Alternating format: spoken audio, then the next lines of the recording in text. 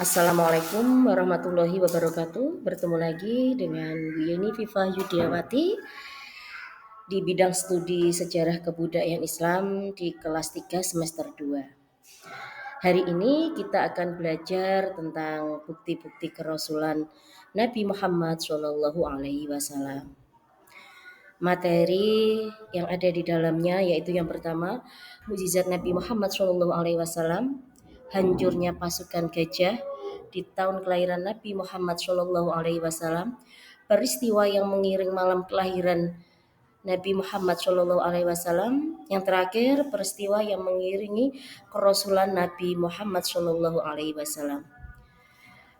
Yang pertama yaitu mukjizat Nabi Muhammad SAW, pengertian tentang mukjizat.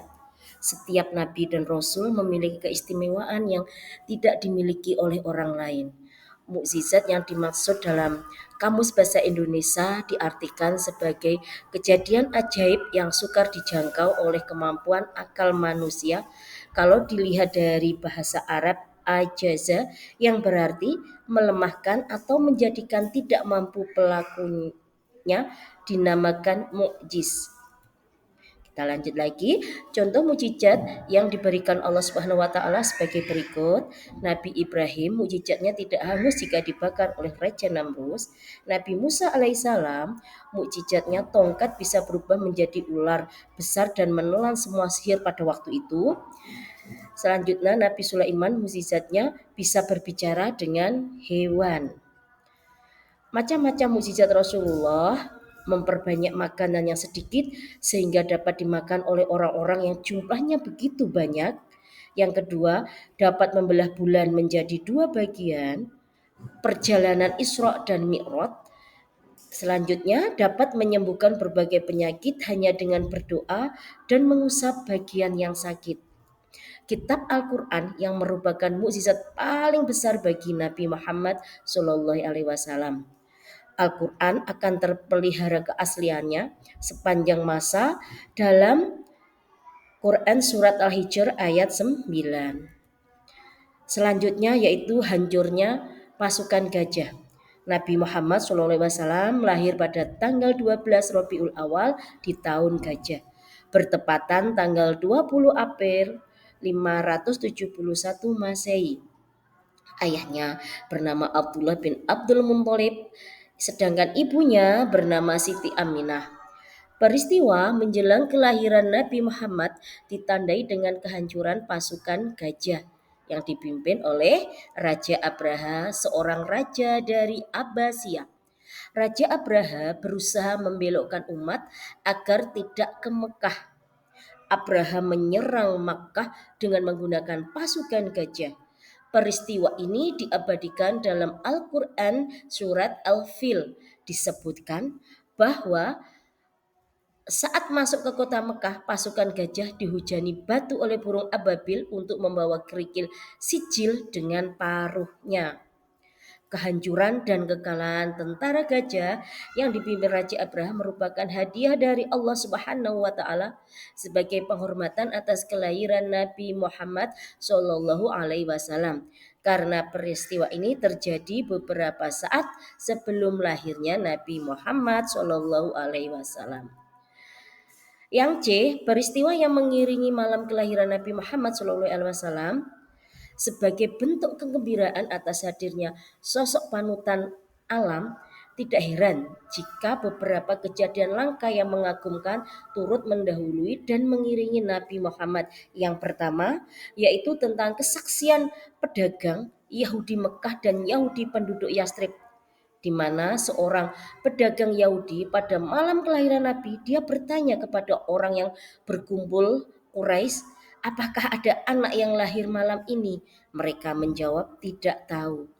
Kemudian pedagang Yahudi itu menjelaskan, pada malam ini akan lahir terakhir umat ini, Ahmad yang terpuji.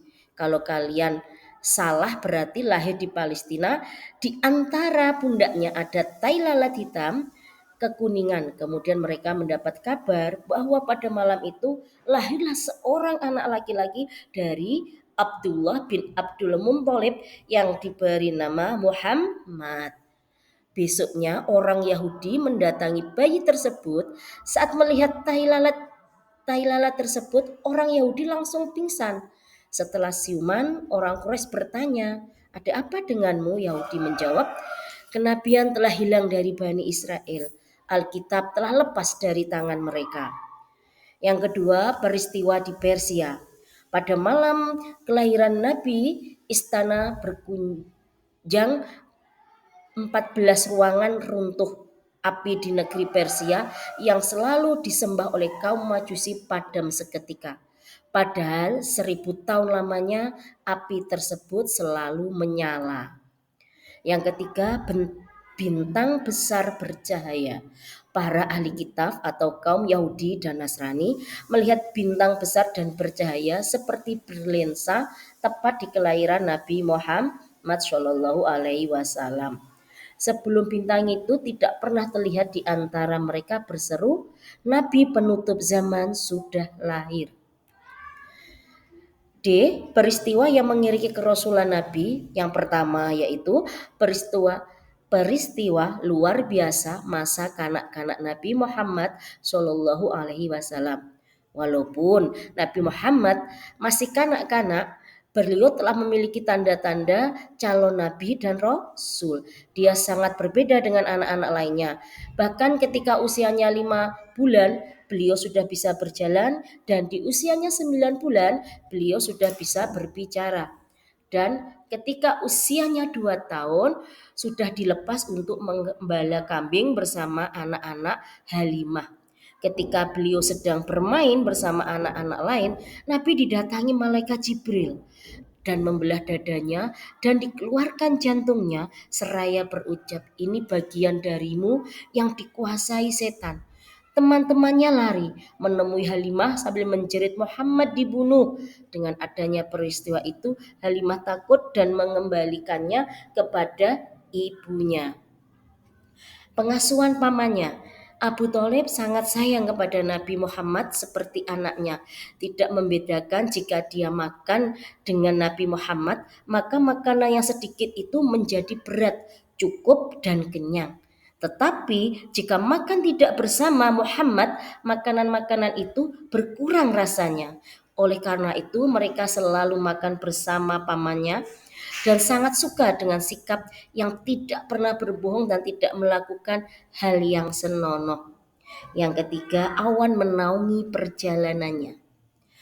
Dalam perjalanan ke Sam, tatkala sampai di suatu tempat bernama Busro, rombongannya bertemu dengan pendeta Nasrani yang bernama Bukhaira.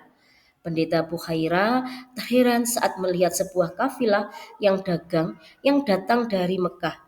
Pendeta itu melihat di atas mereka ada awan yang menaungi perjalanan mereka. Ketika mereka berhenti di bawah sebuah pohon, awan pun ikut berhenti.